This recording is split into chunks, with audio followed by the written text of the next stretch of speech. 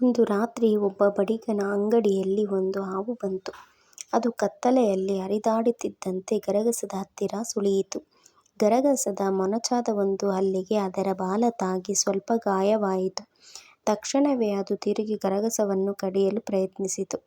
ಅದರಿಂದ ಹಾವಿನ ಬಾಯಿಗೆ ಗಾಯವಾಯಿತು. ಗಾಯದಿಂದ ವಿಚಲಿತವಾದ ಹಾವು ಕೋಪದಲ್ಲಿ ಏನು ನಡೆಯುತ್ತಿದೆ ಎಂದು ಸರಿಯಾಗಿ ತಿಳಿಯದೆ ಗರಗಸ ತನ್ನನ್ನು ಕಚ್ಚುತ್ತಿದೆ ಎಂದು ಭಾವಿಸಿತು.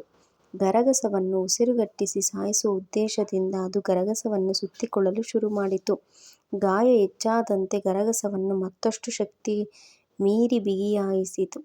ಆದರೆ ಮೈಯೆಲ್ಲ ಗಾಯವಾಗಿದ್ದು ಹಾವಿಗೆ ಹೊರತು ಗರಗಸಕ್ಕೇನೂ ಆಗಲಿಲ್ಲ.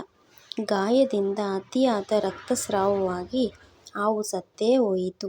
ಹೀಗೆ ಒಮ್ಮೊಮ್ಮೆ ನಮಗೆ ತೊಂದರೆ ಮಾಡಿದವರನ್ನು ಶಿಕ್ಷಿಸುವ ಭರದಲ್ಲಿ ನಾವು ಉದ್ವೇಗಗೊಳ್ಳುತ್ತೇವೆ. ಕೋಪದಲ್ಲಿ ಪ್ರತಿಕ್ರಿಯಿಸಿ ಅವರಿಗೆ ಹಾನಿ ಮಾಡಲು ಪ್ರಯತ್ನಿಸುತ್ತೇವೆ. ಆದರೆ ನಿಜವಾಗಿಯೂ ನಾವು ನಮಗೆ ಶಿಕ್ಷಿಸಿಕೊಂಡಿರುತ್ತೇವೆ.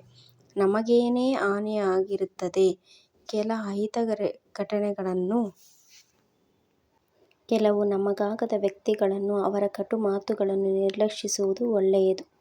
ನಮಗಾದ ಕ್ಷಣಿಕ ನೋವಿನಿಂದ ನಾವು ತಪ್ಪು ಹೆಜ್ಜೆ ಇಟ್ಟು ಪರಿತಪಿಸುವಂತೆ ಆಗಬಾರದು. ದ್ವೇಷ, ಉದ್ವೇಗಕ್ಕಿಂತ ಪ್ರೀತಿ, ಸಹನೆ ದೊಡ್ಡದು ಎಂದು ಬುದ್ಧರು ವಿವರಿಸಿದ್ದಾರೆ.